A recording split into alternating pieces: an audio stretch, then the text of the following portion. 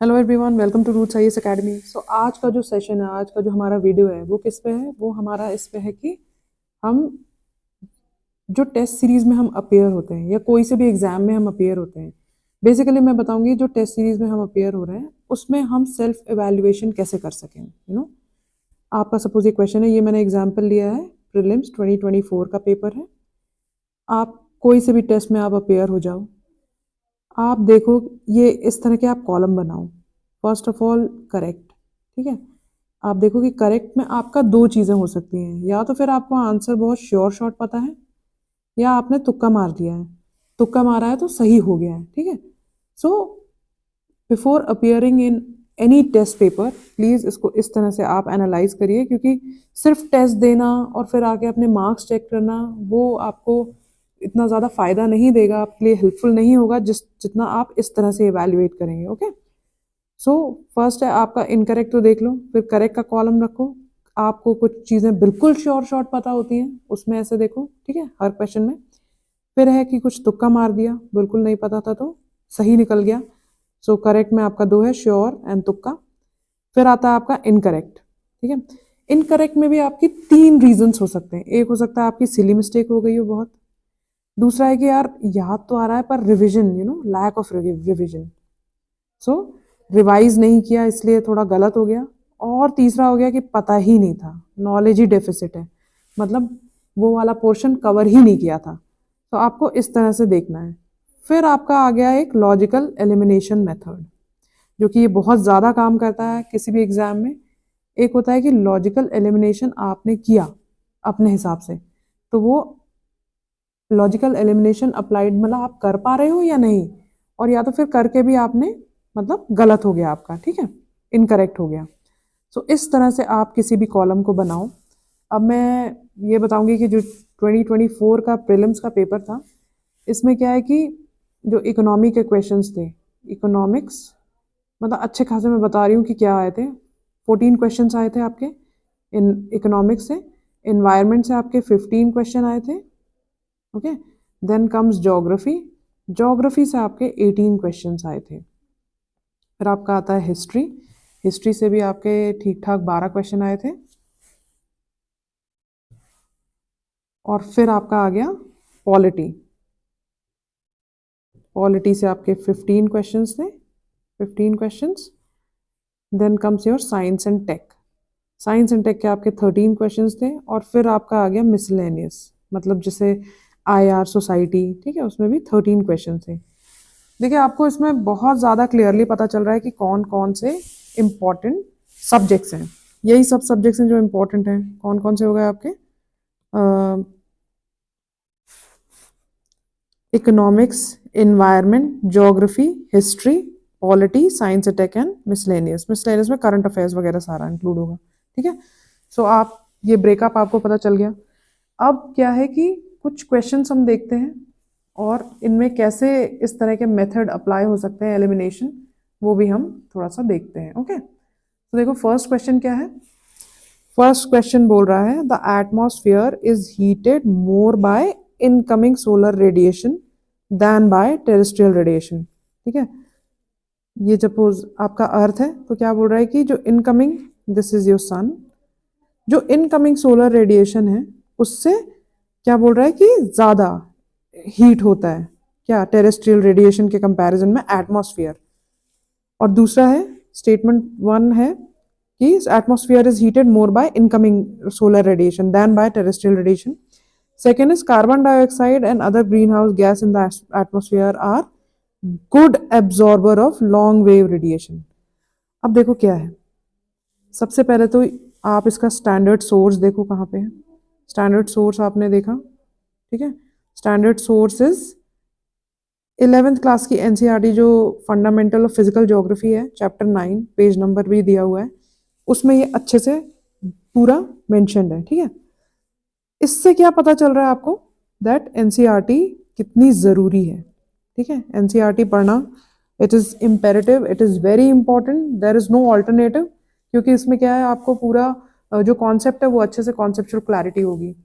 सो इसका आंसर क्या होगा, इसमें क्या है, स्टेटमेंट वन देखिए, both statement one and two are correct and statement two explain statement one. ठीक है। और इसका वैसे correct answer is D, statement 1 is incorrect, क्योंकि क्या है, जो हमारा इनकमिंग सोलर रेडिएशन है उससे नहीं होता है। जो लॉन्ग वेव रेडिएशन होते हैं ना, जो रिफ्लेक्ट बैक करते हैं, लॉन्ग वेव रेडिएशन, उससे एटमॉस्फेयर गर्म होता है।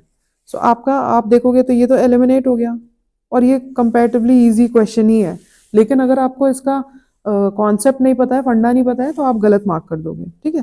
फिर आप इस बेसिस के हिसाब से देखो कि आपको क्या था।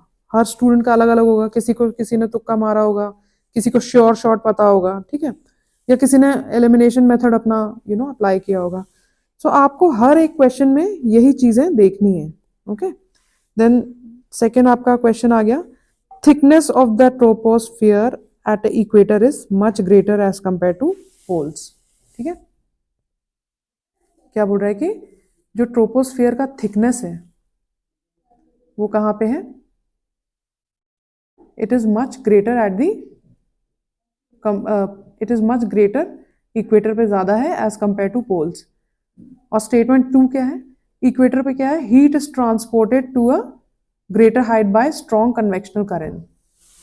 ये देखो, आप अब ये देख रहे हो कि ये स्टेटमेंट बेस्ड क्वेश्चंस आ रहे हैं, ठीक है। और ये बोल रहा है first both statement 1 and statement 2 are correct and statement 2 explain statement 1। Yes, इसका आंसर यही है कि दोनों स्टेटमेंट करेक्ट है। आपको क्या है, देखो अगेन एनसीईआरटी सोर्स, इससे क्या पता चल रहा है दैट एनसीईआरटी कितनी ज्यादा जरूरी है। ओके, फिर आपका आ गया ये question 3। As far as I remember, ये इस तरह के ना, ये बहुत ही फेवरेट क्वेश्चन है और बार बार रिपीट भी होते हैं। ये क्या है कि वोल्केनिक इरप्शन में क्या क्या बाहर आता है, ठीक है, कौन कौन से प्रोडक्ट्स बाहर आते हैं। तो इसमें ये सारे हैं, पायरोक्लास्टिक डेब्रीज हैं, ash and dust and nitrogen compounds and sulphur compounds. If you will again solve previous year questions of UPSC, आप देखोगे कि ये एक इनका फेवरेट टॉपिक है, ये 2-3 बार पूछ चुका है। Again 11th class NCERT fundamentals of physical geography chapter, and ये पेज नंबर भी दिया हुआ है। ओके, सो मैं यही बोल रही हूँ कि हाउ इंपॉर्टेंट, जैसे ये क्वेश्चन नंबर 5 है, इसमें है कि which of the following countries are well known for 2 largest cocoa producer in the world. ये बिल्कुल फैक्चुअल क्वेश्चन है। If you know you know, if you don't know फिर आप तुक्का मार सकते हो कि यार ये कहाँ कोको पाउडर कहाँ ज्यादा होता है, अफ्रीका में, अफ्रीकन कंट्रीज में। फिर आप अपना एलिमिनेशन मेथड निकाल सकते हो। फिर अगेन हिमालयन रिवर्स पे आ गया। मैं एक और I will again make another video जिसमें मैं सब्जेक्ट वाइज और कौन कौन से फेवरेट टॉपिक्स हैं वो भी मैं बता दूंगी। बट एज अभी आप देख लीजिए कि जो रिवर का है ना, रिवर, हिमालयन रिवर या रिवर और उनकी ट्रिब्यूटरीज या east to west, north to south, इस तरह को अरेंज करने को भी काफी आ जाता है, ठीक है। तो मैंने एक वीडियो भी बनाया था, उसमें मैंने गंगा रिवर की ट्रिब्यूटरीज का कोड भी बनाया था। उसका कोड है रिलायंस 3G का मालिक। रिलायंस में आपकी आ गई रामगंगा, 3G हो गई आपकी गोमती घग्गर गंडक, और फिर कोसी मालिक, ठीक है। सो आपको पूरा पता होना चाहिए इसमें क्या पूछ रहा है, फ्रॉम वेस्ट टू ईस्ट, ठीक है। So they are asking west to east. West to east में ये है कि you need to have an idea. देखो मैप बेस्ड क्वेश्चन काफी आते हैं ज्योग्राफी में, ठीक है। मैप बेस्ड क्वेश्चन में आपका बेसिकली इसका answer is B, Gomti Ghaggar Gandak Kosi. So आप मैप अच्छे से देखिए, आप देखिए कौन सी रिवर किसकी ट्रिब्यूटरी है, ठीक है, कौन सी रिवर है, कौन कौन सी ट्रिब्यूटरी है, ऐसे आप ड्रॉ कर लीजिए। वेस्ट टू ईस्ट या ईस्ट टू वेस्ट आपको पूरा पता होना चाहिए, कौन सी राइट बैंक है, कौन सी लेफ्ट बैंक है। So all I am saying is river का ये वाला जो पोर्शन है ज्योग्राफी का, that is very important again. So NCERT आप इग्नोर ही नहीं कर सकते, ये बहुत ज़्यादा ज़रूरी है। अब मैं ये पूरा paper I am not going to solve, मैं बस मेरे को बताना था कि आप कैसे करोगे। करेक्ट है, एक हो गया आपका श्योर है, एक हो गया आपने तुक्का मारा है, इनकरेक्ट में आपके 3 चीज़ें हैं, ठीक है। और एलिमिनेशन मेथड आप कैसे यूज़ कर रहे हो। ये सारे ज्योग्राफी के क्वेश्चन है, कुछ बहुत ही फैक्चुअल क्वेश्चन होंगे जो कि आपको या तो फिर पता होगा या तो फिर नहीं पता होगा। बट इस तरह के जो क्वेश्चन हैं यहाँ पे आप क्या कर सकते हो, अपना थोड़ा सा दिमाग लगा सकते हो। आप सारी चीज़ों को ज्वाइन करो कि नहीं ये नहीं ऐसा हो सकता है, तो इससे ज़्यादा थोड़ा सा आपको आइडिया होगा, फिर आप लॉजिकली एलिमिनेट कर सकते हो।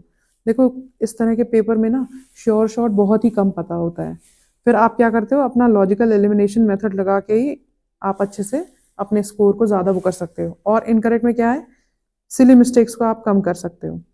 सो आप कोई भी paper test series test paper solve करने से पहले आप प्लीज़ इस तरह का कॉलम बनाइए और अपने आप को इवेल्युएट करिए और ये देखिए कि आपने पर्टिकुलर आंसर क्यों मार्क किया, हाउ। हर एक क्वेश्चन में आप देखो कि हाँ यार ये मुझे पता था, ये करेक्ट था, ये मुझे आता था, श्योर शॉट आता था। इस नहीं तो इस वाले में मैंने क्या किया, मैंने एलिमिनेशन मेथड किया, ठीक है। एलिमिनेशन में मेरा क्या हुआ, सही हुआ या गलत हुआ है, ये आप देखो, ठीक है। या नेक्स्ट क्वेश्चन सपोज ये है, इसमें बोल रहा है waterfall region and river. Again बहुत ही डीप में पूछा है। धुआंधार वाटरफॉल, जो एमपी में रहते होंगे उन्हें बिल्कुल पता होगा धुआंधार कहाँ पे है, भेड़ाघाट एक जगह है और ये नर्मदा रिवर पे है, ठीक है। लेकिन रीजन क्या मालवा है, नहीं, ये हो गया एलिमिनेट। तो आपका ये वाला हो गया एलिमिनेट, ठीक है। आपको मैं बस एग्जाम्पल दे रही हूँ, बाकी करना आपको खुद है। सो इस तरह से आप बनाओ और टेस्ट टेस्ट सीरीज कोई भी टेस्ट आप ले रहे हो तो kindly kindly follow these things. इससे आपका काफ़ी मार्क्स भी बढ़ेगा और आपको सिली मिस्टेक्स वगैरह आपकी बहुत कम होंगी, या नहीं करेंगे तो और ही अच्छी बात है। सो आई होप आपको कुछ फ़ायदा हुआ हो। Thank you so much.